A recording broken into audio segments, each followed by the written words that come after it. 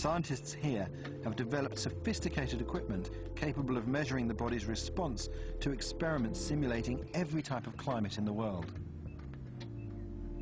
Statistically, most hypothermic fatalities occur in a temperature range from -6 to +6 degrees Celsius, because it's at that temperature range that we most commonly encounter wind, cold and wet, a lethal combination.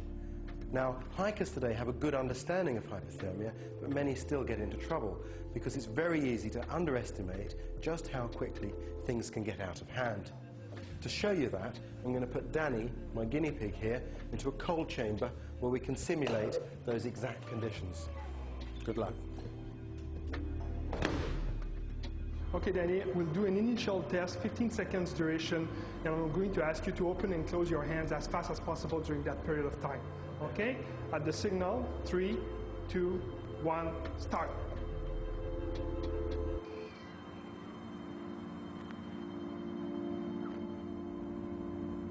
Okay, that's the end. We're simulating a wind speed of 10 miles per hour. Okay, Danny, we'll start the test now. Get ready. It's 8 degrees centigrade, and now it's raining. Let's go.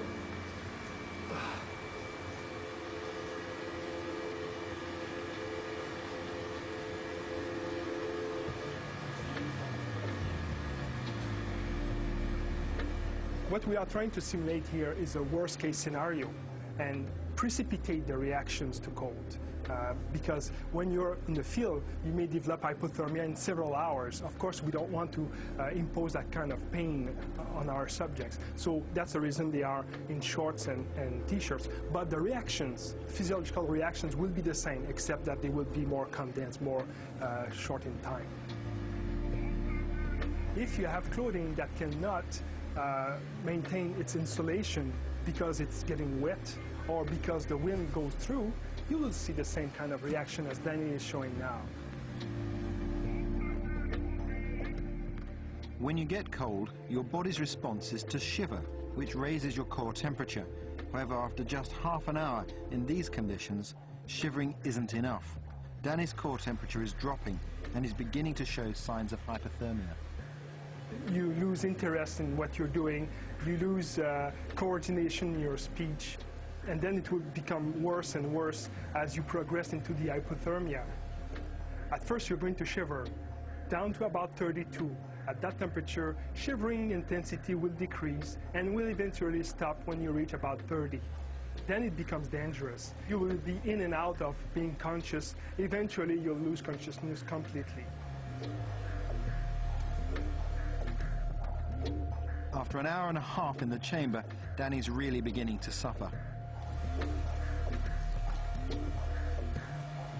Since water conducts heat 27 times faster than air, I think the greatest threat in the wilderness is being wet. So if you want to get prepared, I think you have to find proper rain gear. We've been monitoring Danny's condition very carefully. His core temperature is now down to 35, so for safety we're going to stop the experiment. Before we started, we asked him to open and close his hand as many times as he could in 15 seconds. And he could do that 51 times. I'm going to test that ability now. Danny, can you open and close your hand for me? Okay, 3, 2, 1.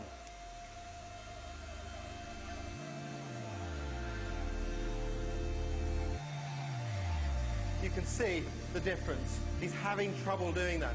He may only manage 10. And that difference can be critical to your life. Now he's in a condition where he might not even be able to open a rucksack to put on warm clothing or even light a stove.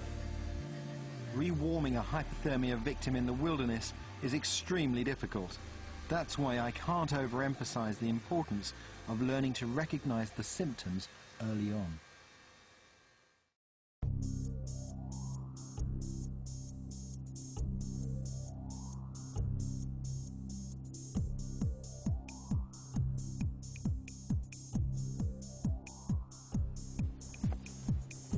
The hypothermia experiment is a powerful demonstration of what can go wrong if you're not equipped with the right clothes, shelter, means to light a fire and food. One of the difficulties of surviving in the subarctic forest is the lack of sustaining plant foods.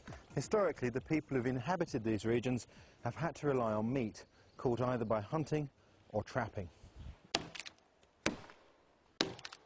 This is going to be a squirrel trap.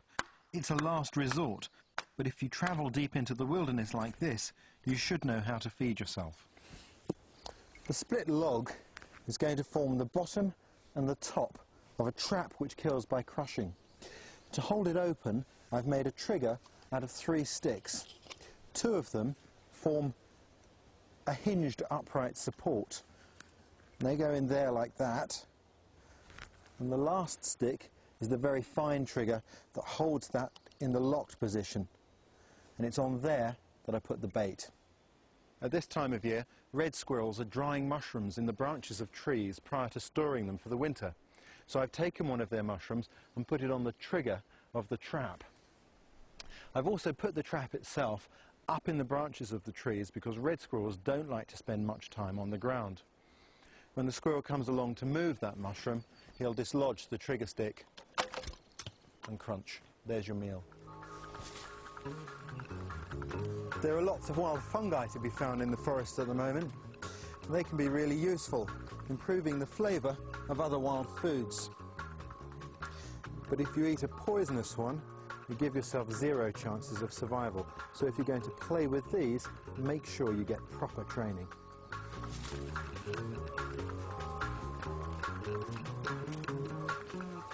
Whenever you find little lakes like this, they're real oases in the wilderness. Not only is there drinking water, but there's also a very good chance of getting a feed. Lakes like this are absolutely full of fish. A very good way of catching them is by hobo fishing. What you do is take an old tin can, wrap some line around it, and on the end attach a lure. Then you throw that out and the tin acts as a reel.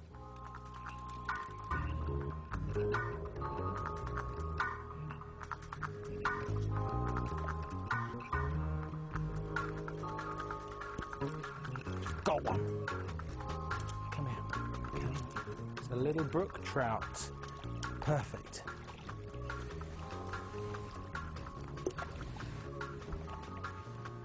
Down and put the line.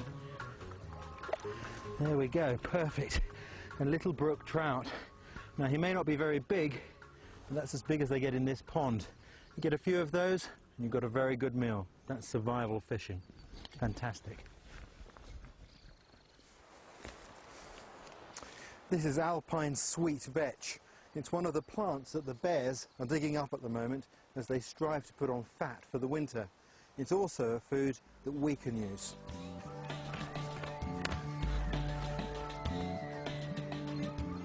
So there we go, there's the root. It may not look very appetizing, but once that's boiled up, it's fine to eat. And more importantly, of course, there's carbohydrate in it. Easy to spot thanks to their flower head. Cattails have been described as the supermarket of the wilderness. The root is loaded with carbohydrate. In fact, you can get carbohydrate from the white parts of this plant in any season of the year, and it's very tasty.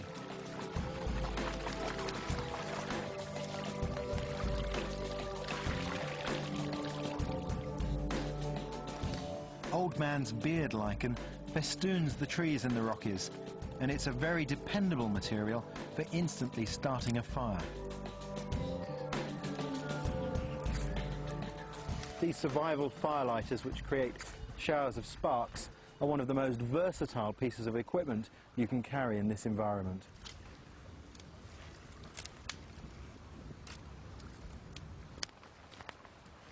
With relative ease, I've managed to gather the ingredients for a very nutritious meal.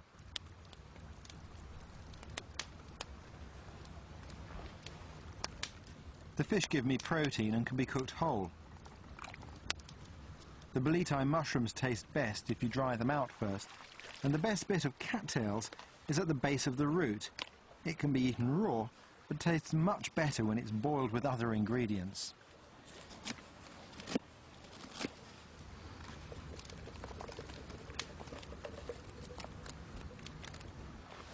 Because I'm not blessed with the luxury of flour, I use the pith from rosebay willow herb to thicken my broth.